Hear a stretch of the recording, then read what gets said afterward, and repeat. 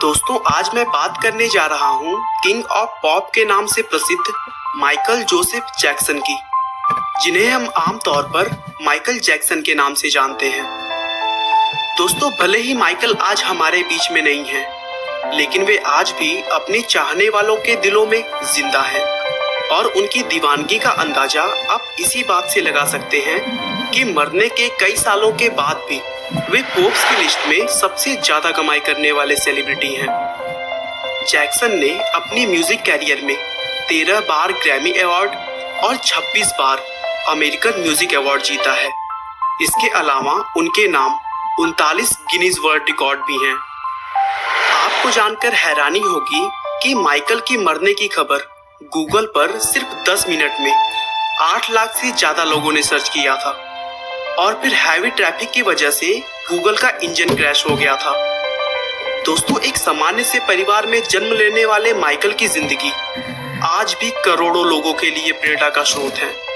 तो चलिए बिना आपका समय खराब किए हम माइकल जैक्सन के बारे में शुरू से जानते हैं।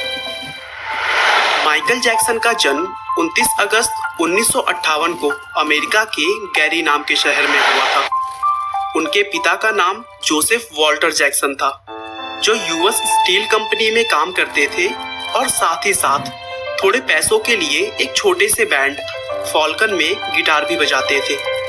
माइकल की मां कैथरीन को भी म्यूजिक काफी पसंद था और इसीलिए शुरू से ही उन्होंने अपने बच्चों को भी म्यूजिक सीखने के लिए इनकरेज किया। जैक्सन अपने 3 बहनों और 5 भाइयों के साथ बड़े हुए और फिर आगे चलकर 1964 में बड़े भाइयों द्वारा मिलकर बनाए हुए बैंड जैक्सन ब्रदर्स बैंड में शामिल हो गए। उस समय माइकल जैक्सन का उम्र केवल 5 साल था। माइकल के बैंड में आ जाने के बाद जैक्सन ब्रदर्स ने अपने बैंड का नाम बदलकर जैक्सन 5 कर दिया। उसके बाद माइकल ने अगले कुछ सालों तक अपने भाइयों के साथ बहुत सारे क्लब में परफॉर्म किया। 1968 में माइकल ब्रदर्स ने मोटाउन रिकॉर्ड्स के साथ कॉन्ट्रैक्ट साइन किया और तब उनके पूरे परिवार को कैरी सिटी को छोड़कर लॉस एंजल्स शिफ्ट होना पड़ा। अगले ही साल मोटाउन रिकॉर्ड्स ने उनका पहला एल्बम 1969 में Diana Ross present the Jackson 5 release किया, जिसके सभी गानों को दर्शकों से बहुत अच्छा रिस्पांस मिला। इस एल्बम को रिलीज करते समय माइकल केवल 11 साल के थे। अगले ही साल मोटाउन रिकॉर्ड्स के साथ ही जैक्सन 5 ने ABC एल्बम रिलीज किया और इस एल्बम का I want you back song release होते ही हिट हो गया। यह गाना सिर्फ एक हफ्ते के अंदर ही बिलबोर्ड के हॉट 100 में फर्स्ट पोजीशन पर आ गया। लगातार 2 हिट के बाद अब 12 साल के माइकल जैक्सन पूरे विश्व में बहुत तेजी से फेमस होने लगे थे। अब जैक्सन फैमिली पर भी पैसों की बारिश हो चुकी थी और फिर वे मई 1971 में 2 एकड़ वाले बड़े से घर में रहने के लिए कैलिफोर्निया शिफ्ट हो गए। 1972 से 1975 तक माइकल ने मोटाउन के साथ मिलकर 4 सोलो एल्बम भी निकाले, जिसमें 24 जनवरी 1972 को रिलीज किया हुआ गॉड टू बी देयर और 4 अगस्त को रिलीज किया हुआ बैन एल्बम बहुत बड़ा हिट गया। 1979 में माइकल ने एपिक रिकॉर्ड के साथ अपना पहला solo album of the wall निकाला, जिसकी 7 मिलियन कॉपियां बिकी। लेकिन माइकल की सबसे बड़ी सफलता 1982 में एपिक रिकॉर्ड के साथ रिलीज की गई थ्रिलर एल्बम के साथ आई, जिस एल्बम ने अकेले माइकल को 7 ग्रैमी और 8 अमेरिकन म्यूजिक अवार्ड के साथ साथ बहुत सारे अवार्ड दिलवाए। एल्बम सभी रिकॉर्ड्स को तोड़कर दुनिया भर में उस समय तक का सबसे बेस्ट एल्बम बन गया। एल्बम ने 65 मिलियन कॉपियों की बिक्री की और अमेरिका में उसे डबल डायमंड का पोजीशन दिया गया। बस यहाँ से माइकल ने कभी भी पीछे मुड़कर नहीं देखा और अपने पूरे कैरियर में 39 Guinness world record, 13 Grammy award, Grammy life time achievement award, 26 American music award, 18 world music award जैसी सैकड़ों उपलब्धियां हासिल की। अगर पर्सनल लाइफ की बात करें तो उन्होंने 2 बार शादी की।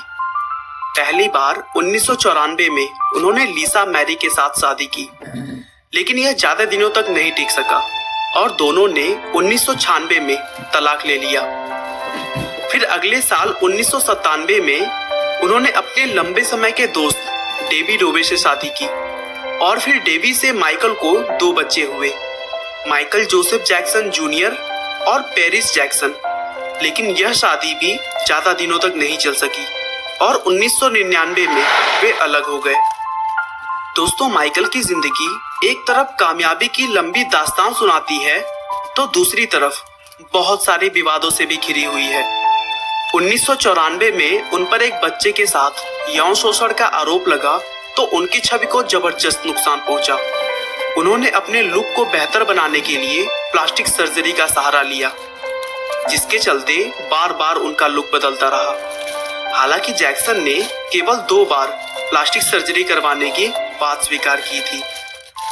मार्च 2009 में माइकल ने घोषणा की कि वो कम से कम 10 बार लंदन के O2 एरिना में कंसर्ट करेंगे और ये उनका आखिरी कंसर्ट होगा।